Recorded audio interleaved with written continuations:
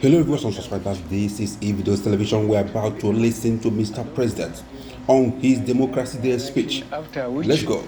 The presumed winner, along with Nigerians, were denied their rights and their choice.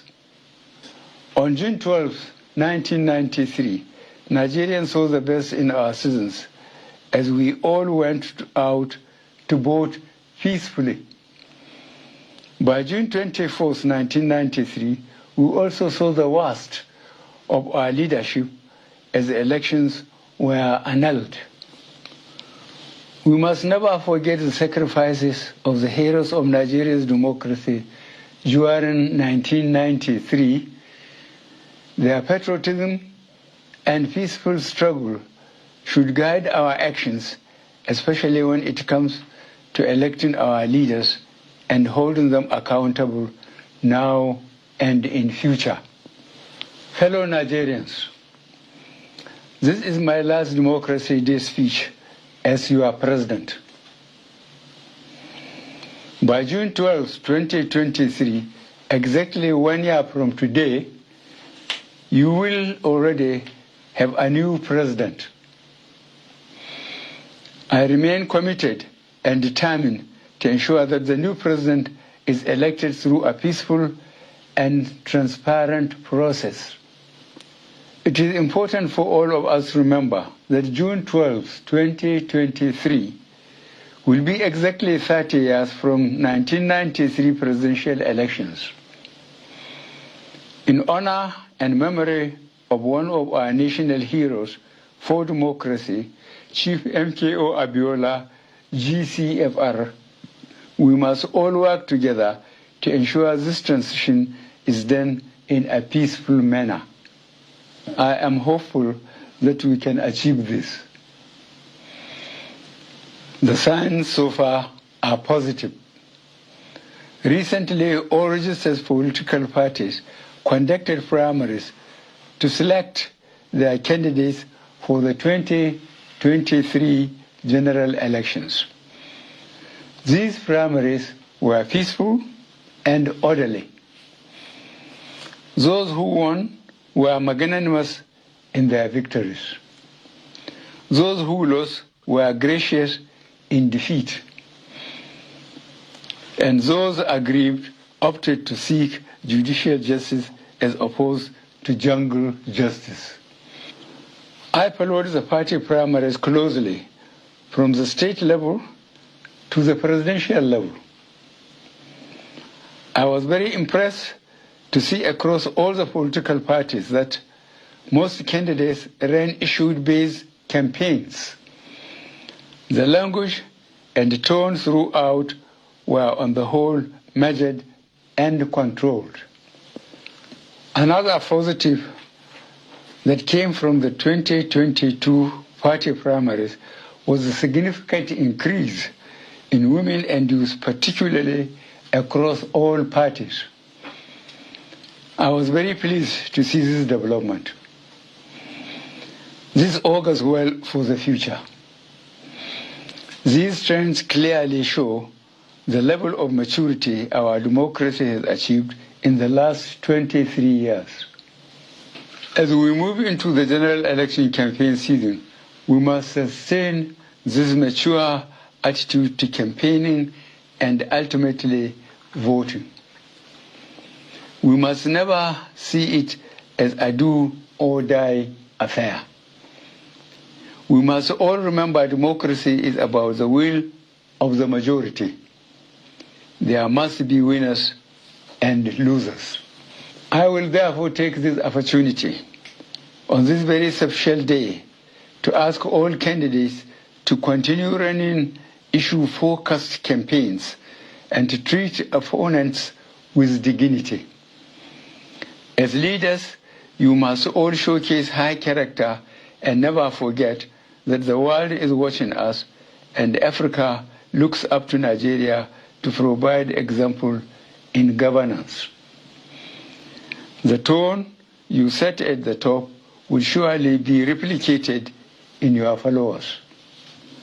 For the voters, I am pleased to inform you that in the last 7 years, our government across all tiers has made significant investments to reform and enhance our electoral laws, systems, and processes to safeguard your votes.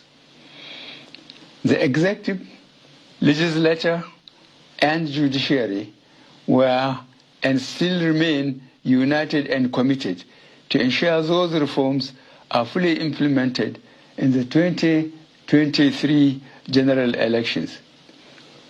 Fellow Nigerians, your right to choose your government will be preserved and protected.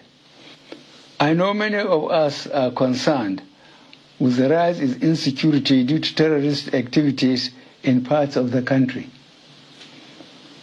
As a government, we are working hard to contain and address these challenges and ensure that the 2023 general elections are safe and secure for all Nigerians. To achieve this, however, we must all contribute. It is not the job of government alone. I ask all citizens to support and cooperate with our security agencies by reporting any suspicious characters and activities to law enforcement agencies. We can only have a safe country if we are able to prevent crime, not after the crime has been committed. On this official day, I want us all to put all victims of terrorist activities in our thoughts and prayers. I am living daily with the grief and worry for all those victims and prisoners of terrorism and kidnapping. I and the security agencies are doing all we can to free those unfortunate countrymen and countrywomen safely. For those who have lost their lives, we will continue to seek justice for their families against the perpetrators. For those currently in captivity, we will not stop until they are freed and their kidnappers are brought to justice. If we all unite, we will be victorious against these agents of terror and destruction. We have reformed some of our security structures. Some of the defense assets we procured 3 years ago have arrived and have been deployed. Our cybersecurity and surveillance systems are being upgraded to further enhance our ability to track and trace criminal elements. We are also recruiting and training new personnel across all our security and intelligence agencies to strengthen the country's overall security. I will conclude this Democracy Day speech, my last as President, by assuring you of my commitment to protect Nigeria and the Nigerians from all enemies from within and outside. I am also promising you a free, fair, and transparent electoral process. And I am pleading with all citizens to come together and work with government to build a peaceful and prosperous nation. God bless the Federal Republic. Hello viewers, welcome back once again. That was the speech by the President and the Commander-in-Chief of the Federal Republic of Nigeria, MUHAMMADU Buhari. He has made this year's 2022 Democracy Day's speech. Yes, of course, we know the history of Democracy Day. Democracy Day came from when Abiola won the June 12, 1994 presidential election. And today we are marking the 30th anniversary of that era. Yes, it was said that election of that 1994 was the fairest and the most freest in the history of the Federal Republic of Nigeria. And eventually the election was conducted during the administration of General Ibrahim Banamosi Babangida.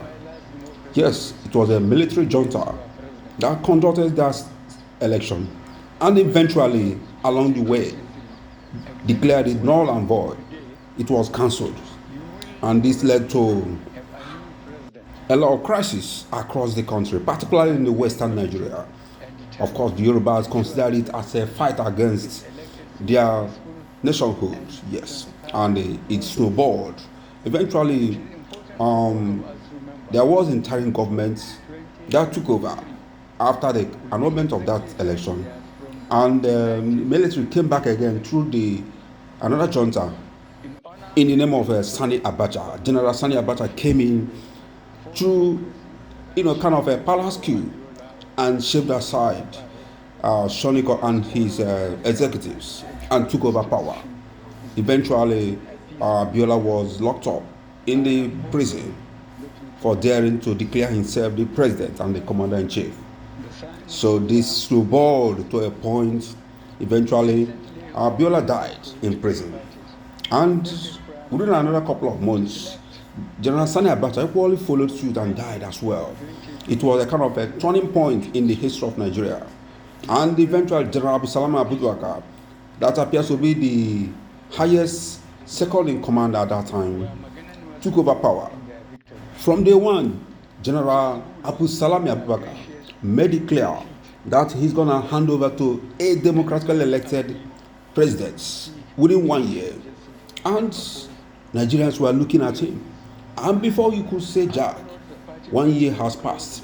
And eventually, he actually conducted another election in 1998-1999 that threw up General Olusegun Obasanjo as the democratically elected president in 1999.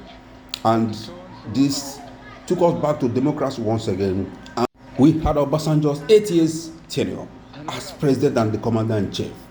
Eventually, at the expiration of his tenure, he handed over to another president, Musa Yar'Adua, took over and continued until within a few years into his tenure, he fell sick and eventually passed on.